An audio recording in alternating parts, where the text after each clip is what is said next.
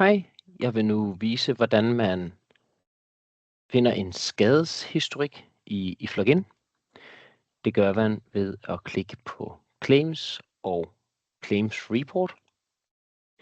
Herinde finder man det selskab, man gerne vil, enten ved at indsætte et legal number eller kundens navn. Man vælger, hvilken dækning der skal være. Jeg vil gerne have alle. Man indsætter den periode og hvilken valuta det skal være i, og eksporterer til Excel. Her ser vi så, hvordan skadeshistorikken ser ud. Herinde kan man se, hvilke dækninger der er. Man kan se på policeår, skadenummer osv. På den enkelte skade. Der er også flere faner, hvor at man kan kigge på dækningerne.